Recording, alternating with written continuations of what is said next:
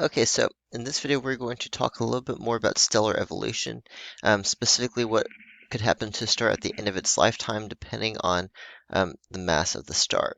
Okay, and so in the last video, we kind of talked about um, the formation of stars, we talked about protostars, we talked about the upper and lower limits on the mass of a star. If it's too small, it can end up as what's called a brown dwarf. If it's too big, it's not even going to form at all because there's going to be so much gravitational pressure that all this stuff is going to get like blown out. Okay, we talked about main sequence stars, which a main sequence star basically lies on that middle diagonal band on the HR diagram, and a main sequence star is one that is primarily fusing hydrogen into helium. Now, at some point at the end of a star's lifetime, or close to the end of a star's lifetime, as a main sequence star, what can happen is all of the hydrogen in that core can get used up. And how long that takes, like I talked about in the last video, kind of depends on how much mass the star had to begin with. Bigger stars tend to not live as long as smaller stars. Okay, and so for example, here you can see on this chart that the stars that have the longest lifespan are going to be red dwarfs. Those are stars that initially formed, they had enough mass to form a star, but not enough mass to be super big or super hot. And so they're relatively cold stars compared to other stars, which means that they last longer. Okay, whereas you could have blue giants that only last like a couple million years. You could have red dwarfs that last, hundreds of billions, if not trillions of years. Our star is about, 4 to 5 billion years old, and so our star is kind of like an average star. Anyway, so what can happen at the end of a star's lifetime as a main sequence star is that all of the hydrogen gets used up, which basically means that at least temporarily, no fusion is happening. Okay, and so in a normal star, you have this equilibrium between the inward gravitational pressure because of all the mass and the outward radiation pressure from all of the fusion. And so if the hydrogen gets used up and the fusion stops, then there's nothing to counteract the gravitational force, and so the core is going to start to contract and get smaller. However, when that happens, when the mass gets closer together and it gets denser, the temperature inside the core is also going to get hotter. And what can potentially happen is you still have some hydrogen on the outer layers of the star, and so as the core contracts, the temperature of the core is going to go back up, and that could possibly ignite further fusion reactions, for further fusion of hydrogen. But it's also possible that the contracting core can actually create temperatures so high that rather than fusing hydrogen into helium, you can actually fuse helium into heavier elements like carbon or oxygen or heavier elements like that. Okay, and so that's also a possibility. Now, for our sun, what's going to happen is as the core contracts and it's giving off more heat, the sun as a whole is going to expand.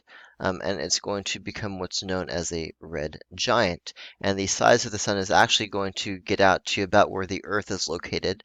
And so it's very possible that Mercury, Venus, and maybe even the Earth are going to get swallowed up by the red giant sun. And because the sun is expanding, the surface temperature is going to drop.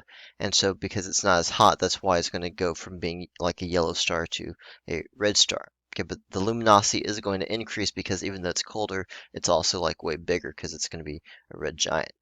Okay, and so at some point, probably in a couple billion years, this is going to happen to our sun. It's going to enter its red giant stage. And again, red giants are very big, relatively cool stars with a reddish appearance. Um, as you can see here in the notes, all main sequence stars at some point evolve into a red giant. And in a red giant, there are nuclear reactions involving the fusion of helium into heavier elements. And so this process that I described before, fusion stopping, gravity causing the core to contract, leading to higher temperatures, leading to possibly more fusion. If the star is big enough, that can actually keep happening and keep happening. And at some point, you could run out of helium. And when you run out of helium, the core could contract further and cause higher temperatures. And then you could start fusing carbon and oxygen and neon and magnesium and even heavier elements. And so the number of elements you get kind of just depends on the mass of the star. Okay, now at some point though, this whole process is going to stop. At some point, the core is going to contract and the temperatures are going to go up, but it's not going to go up enough to cause additional fusion. And so, in the end, um, gravity is basically going to win. Now, when that happens, basically, the way this works is the sun, this is like, imagine that the very end of our sun's lifetime, this is what's going to happen. Okay, so you have the red giant. Okay, in the very center of the red giant, you have the core of the star. Okay, at the end of our sun's lifetime, what's going to happen is um, the outer layer is going to kind of float off into space, um, and it's going to produce what's called a planetary nebula. And so this is kind of like the outside of the our sun just kind of like floating off into space. You get this planetary nebula. Now the core that has no more fusion happening is basically done. Okay, it's dead. There's no more fusion happening. It's really hot because it's been fusioning for billions of years, but it's basically going to end up about the size of Earth. There's not going to be any fusion happening. This is what's called a white dwarf star. Okay, a white dwarf and a brown dwarf and a red dwarf are not all the same thing. They're not all like different colors of the same thing. A brown dwarf is a star that never even got going. A red dwarf is like it's a main sequence star that just happens to be small and red. A white dwarf is the end stage of a star that's around the size of our sun. Okay, a white dwarf star, it's not even really a star because there's no fusion happening. It's basically just the really hot core of a star that used to be alive. And eventually, what's going to happen is because there's no more fusion happening, there's no more new heat or new energy being produced. Eventually, it's just going to cool down um, and be dead. And that's going to be the end of our sun. So here you can kind of see the life cycle of our sun. We're kind of like here in the timeline, but eventually it's going to grow into a red giant. The outer shell is going to kind of puff off into space, form that planetary nebula that you can see, and the core that gets left behind is going to be about the size of Earth, and that's the white dwarf. Okay, and so that is going to what is going to happen to our sun. And you can imagine, I said this in the last video, if you imagine like the HR diagram, a star's position on the HR diagram is not fixed. And so over time, what's going to happen is our sun is going to move around the HR diagram as it forms, into a red giant phase and its second red giant phase and the planetary nebula. And then eventually it's going to end up as a white dwarf and it's going to be really hot but really small and low luminosity. Okay, so this is kind of going to be our sun's evolution on the HR diagram. And I said this before, but you can get layers of different elements in a star because once that hydrogen fuses into helium, when the core contracts and the temperatures go up, that helium can start fusing into carbon. And so our sun is probably going to end up with, some carbon in its core, maybe some heavier elements. I'm not sure exactly. What elements are going to end up in our sun. But yeah, so that's basically the evolution of a star that's relatively small. Okay, what we say the evolution of a star of mass less than 8 solar masses. Okay, so the evolution of low mass stars stops when the core is mainly consists of only helium or maybe carbon and oxygen, maybe some oxygen, neon, or magnesium. And we already talked about the planetary nebula part. Here you can basically see like this outer part is like the outer shell of the red giant, just like puffing off into space. That is the planetary nebula. At the very center is the white dwarf that you can't even see because it's so small. Okay, so that's what's going to happen to our sun.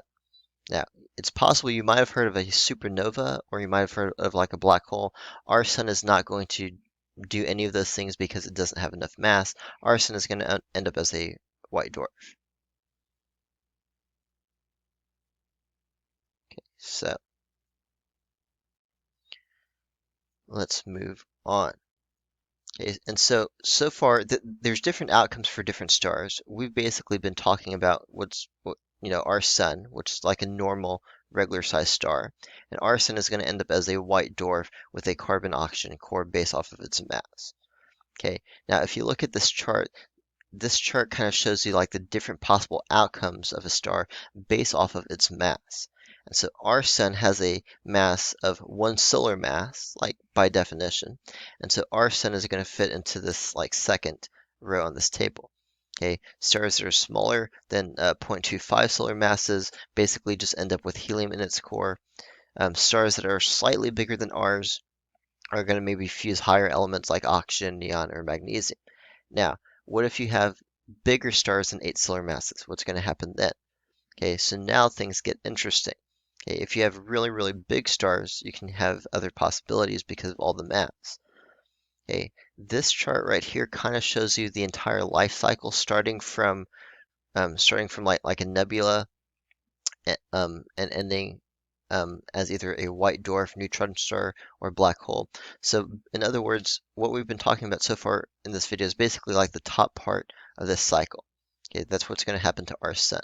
So now let's talk about what's going to happen to more massive stars, and you can kind of see what's going to happen from this chart. But basically, more massive stars are, rather than ending up as red giants, they're going to end up as what's called red supergiants, and they're going to have so much mass that at the end of their life, um, they're going to collapse with so much energy, it's basically going to cause a giant explosion, and that's what's called a supernova. And the result of the supernova kind of depends on the mass of the remaining core. Okay, either it could end up as a neutron star, or if there's just so much mass, it's going to end up as what's called a black hole. Okay, so let's talk more about those other possibilities. Let's see, we already talked about the planetary nebula white dwarf possibility. Um, and this chart kind of shows you another way of what I just kind of talked about, how before we were talking about like normal main sequence stars like our sun that are just going to become a red giant, and then a planetary nebula and white dwarf. Main sequence stars with a mass greater than 8 solar masses are going to go supernova and either form a black hole or a neutron star. Now, as far as the whole like white dwarf versus neutron star, like why do some stars end up as white dwarfs and some end up as neutron stars? That has to do with something called electron degeneracy, which basically has to do with how close electrons can be packed together. So if you have a white dwarfs are pretty dense. Okay, but at some point, as you get bigger and bigger and bigger white dwarfs, you get more mass, and you have this like greater pressure pushing everything together. But the issue is there's a limit to how close you can press electrons together. Um, which means that there is a limit on what is the biggest possible white dwarf. And that limit is what's called the Chandrasekhar limit. If the mass of the core is more than 1.4 solar masses, then you can't get a white dwarf anymore, basically. Okay. In that case, you have so much mass, you're going to end up as either a neutron star or as a black hole. And so there is an upper limit on what is the biggest possible white dwarf. The biggest possible white dwarf would end up with a mass of 1.4 solar masses. If you're confused by that number, by the way, why is it 1.4? Because before I was talking about like 8 solar masses. This is only the mass of the core. Okay, so remember, the core is only like a very small part of the star. So this is saying after all of the outside shell of the star like puffs off into space and leaves behind only the tiny core. If that tiny core is bigger than 1.4 solar masses, or in other words, if the entire star to begin with was bigger than 8 solar masses, then that's when you don't have a white dwarf anymore. That's when you have either a neutron star or a black hole. All right, so let's see. I'm going to skip past some of this. This is basically talking about stars that are bigger and so end up as supergiants rather than red giants. You still end up with these shells of different elements because basically that whole process of fusion stopping and then gravity causing contraction and then setting off more fusion, basically that keeps going and going and going in like supermassive stars. Now there is a limit to the elements that can be formed inside a star because we've talked about this in the past unit. There's something called the binding energy per nucleon graph, and the shape of the graph is something kind of like this. and the peak of the graph is like iron 56. And so at some point, you can't get past this point on the graph because that element's like one of the most stable elements. And so it's not formed naturally through nuclear fusion anymore. And so even the biggest supergiants can't fuse elements past iron inside their core. And by the way, at this point, you might ask, well, how do we get elements past iron if it's not possible for them to be formed inside stars? Elements past iron on the periodic table are actually formed from supernovas. Okay, because in a supernova, the explosion produces so much energy, it can produce those heavier elements. Okay, which, if you think about it, is kind of cool. That means every element past iron on the periodic table that we see on Earth at some point must have come from another star that lived and died like a long time ago, like billions of years ago, because those are the only way like heavier elements can form in the universe. So we are all literally like stardust, essentially. But anyway, um, so I talked about that. Red supergiants, different layers of elements. Talked about that before. Okay, so the death of a large star. So once you get to the iron stage, you can't form any heavier elements, and so eventually the fusion is going to stop, and so that means all that gravity is going to kind of collapse everything in towards the core, and it's going to result in a giant explosion because all that inward pressure is basically going to bounce off the core, and then it can't go in anymore, so the energy is going to produce a shock wave. Sorry, it's going to produce a shockwave that goes out, and that is the supernova. And it is basically like a ginormous explosion. In fact, we can actually see, if there's a star close enough to the Earth, we can actually see the supernova from Earth in the sky. And if it's close enough, we can even see it for like days or weeks after the star's death, which is really cool. And during that giant explosion, that's where you form the heavier elements all the way up to uranium on the periodic table. Okay, and so these are not super common, but when they do happen, if they happen close enough to the Earth, even though they could be like thousands of light years away, they're just so big and massive that they're even visible that far away from Earth, which is pretty cool. Okay, so supernova, giant explosion. Just going to click through these slides.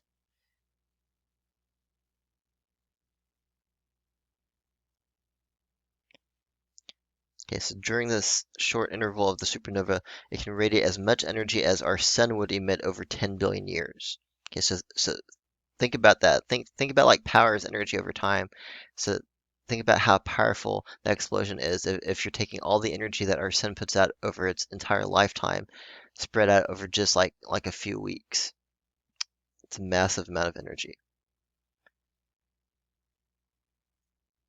Okay, so I'm going to go ahead and stop this video here.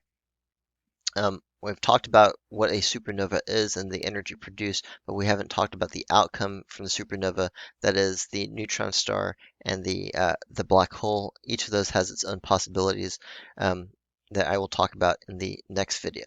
So, as always, please let me know if you have any questions, and I'll see you guys in the next video.